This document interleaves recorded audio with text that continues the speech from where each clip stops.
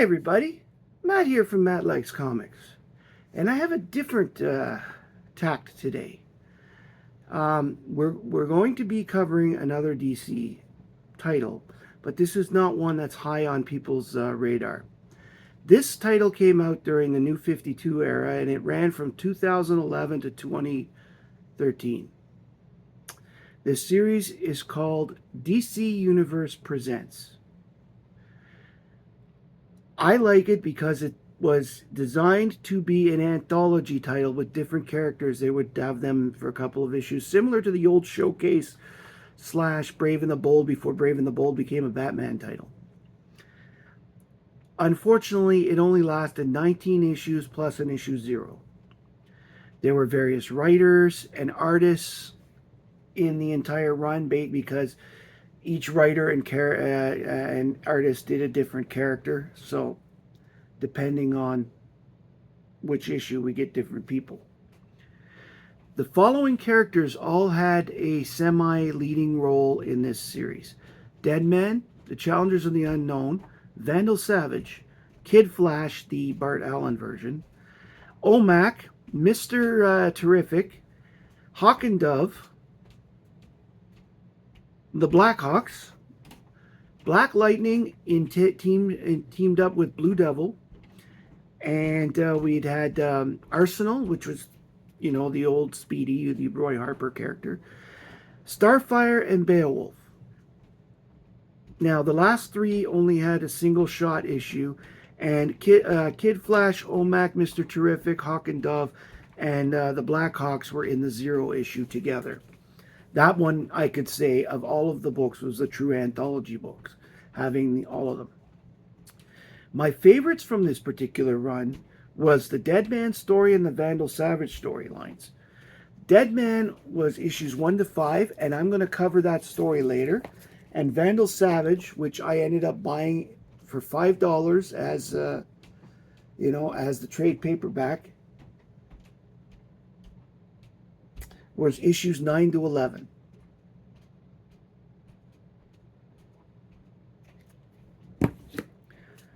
So for this today, I'm going to do the first Deadman story, which was the issues 1 to 5, and I'm going to cover that one reasonably extensively because I want to give an example of what this series was capable of.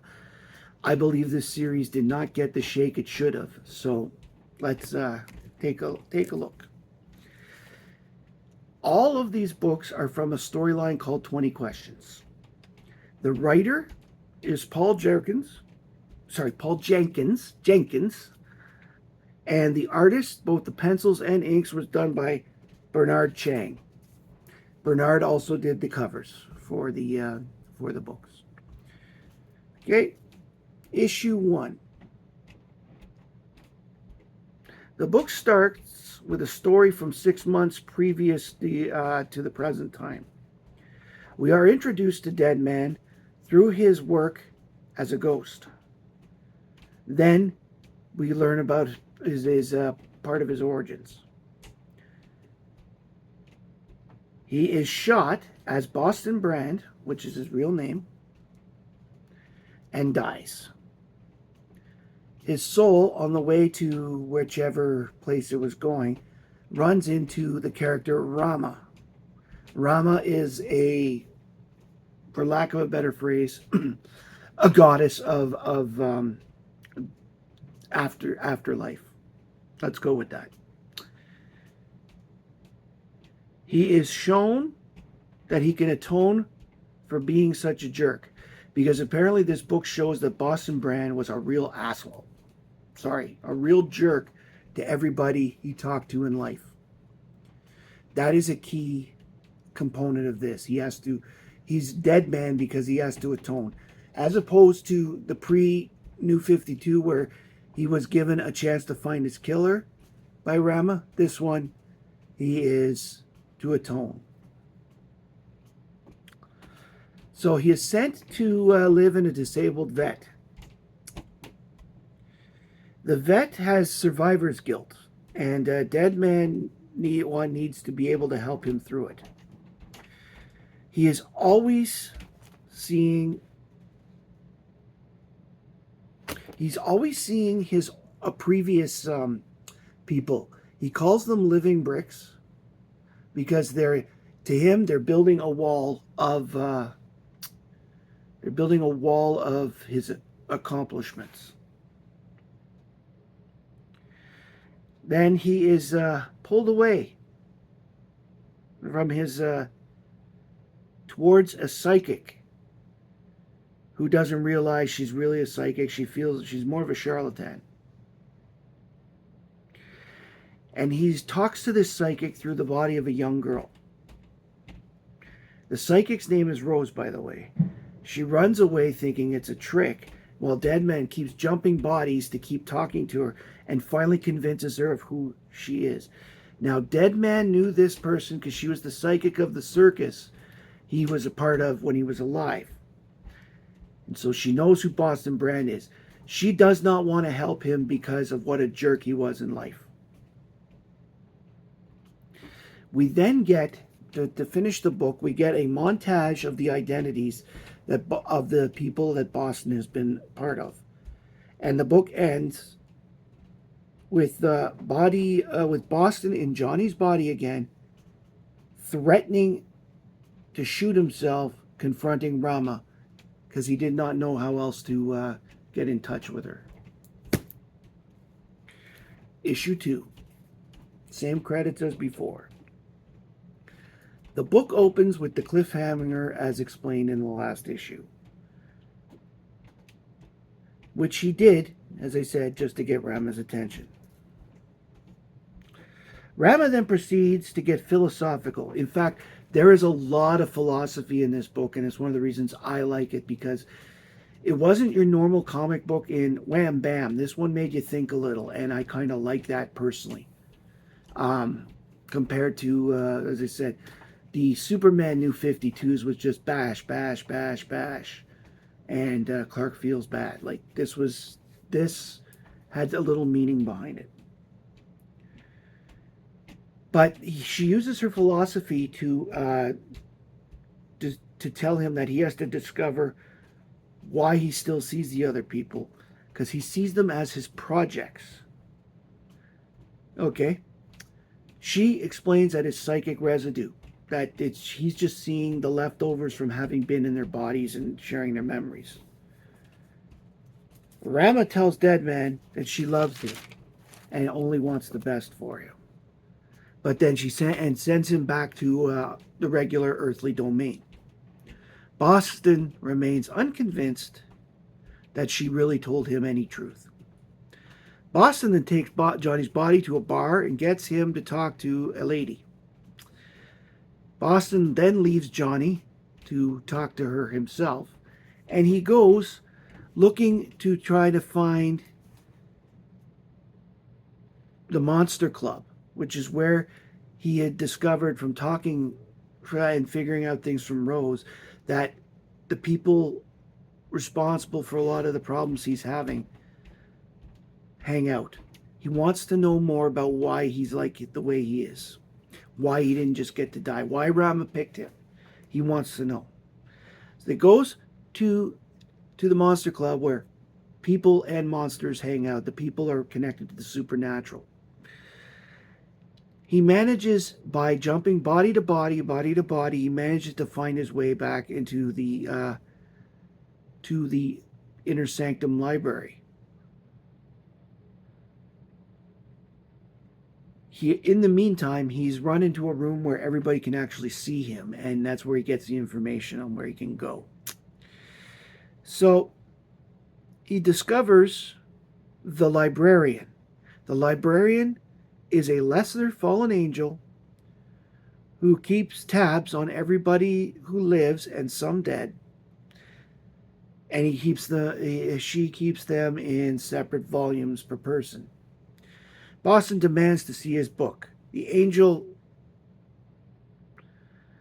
ends up relenting after a bit of fighting and produces the book. After seeing it, the realization comes that Boston will be damned forever.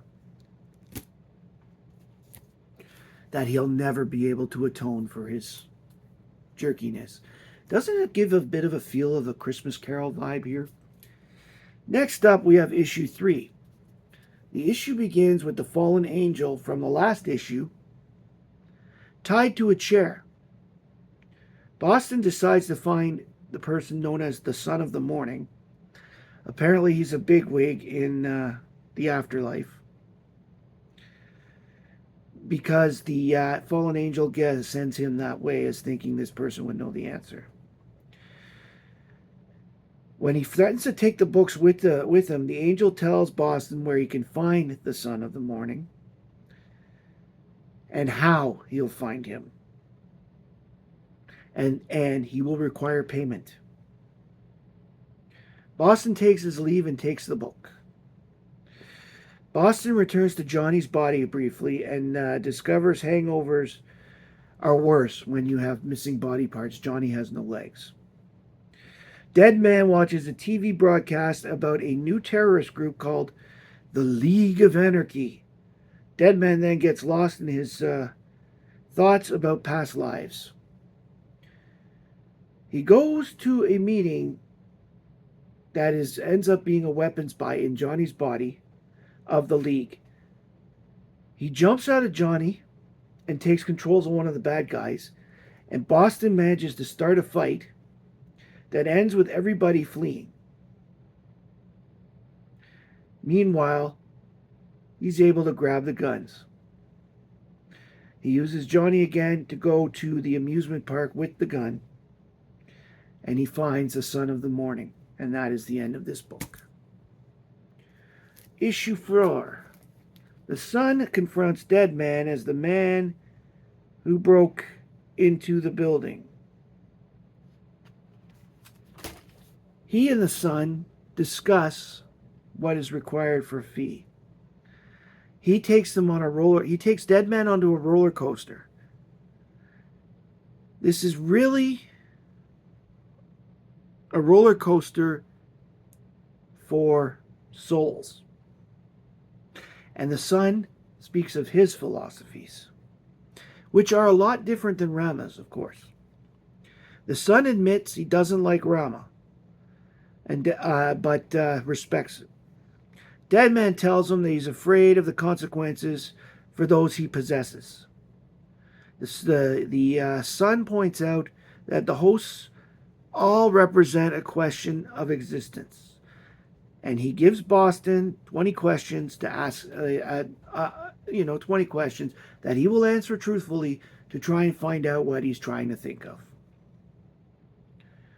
He gets nowhere with his first few questions, but then the Son explains that without context, nothing can be fully answered. All this questioning ends up leading to the Son showing Deadman that he is being used by Rama. Turns out that the cost for the info was not what Boston expected. Read the book, you'll find out. The book ends with Rama meeting Boston in the parking lot. She's very angry for what she sees as Deadman's betrayal for talking to the Son of the Morning. This is issue 5. It begins with Rama telling Deadman he will never be forgiven. Deadman retorts by throwing her earlier answers in her face. Rama is extremely angry now. They have another philosophical debate. Deadman doesn't care anymore as he can now see Rama's true form. Rama, after that, Deadman realizes that Rama is nothing but a manipulator. He realizes that the people are only tied to themselves now. And then more debate, and Rama leaves. Deadman is back in Johnny's body. He then deals with the League of Anarchy by attacking them and defeating them by shooting them up and shooting the area. He then leaves Johnny, who is recognized as a hero in the media for being the former soldier who saved everybody from this terrorist group. Deadman takes his leave, and that's the end of the story. Deadman was created by Arnold Drake and Carmine Infantino for Strange Adventures 2004, I believe. Could have been 5, but I think 205 was the first Neil Adams drawing Deadman. Anyway, what this story showed was a common theme throughout the New 52 with a lot of their supernatural characters. You had Deadman, you had the Phantom Stranger, you had Pandora, and you had the Question, all needing to atone for previous evil acts for one reason or another. Deadman was just a jerk in life. Pandora released the sins, etc., etc.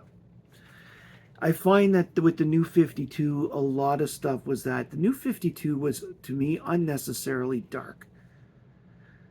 It seemed cool at the time it came out, but with hindsight and retrospect, this is a 5-year period DC should forget. They've already started it with changing Superman's back to the real Superman with the real Lois and not this other Superman when they killed him off just after Convergence. But I actually do find that in the New 52, their what I call, their dark line, their supernatural and stuff was really good. Their superhero stuff was, but their supernatural stuff was really good. I really liked Justice League Dark, and I really liked this Deadman story. And some of the other things that are associated with them were pretty good. However, I do recommend that you can pick up the trade. The trade is still in print of this one. It's in this case, it's a trade that includes this story and the 3-issue Challengers of the Unknown story that they played right after. So you're not just getting the Deadman story. But you know what? I liked it. I thought,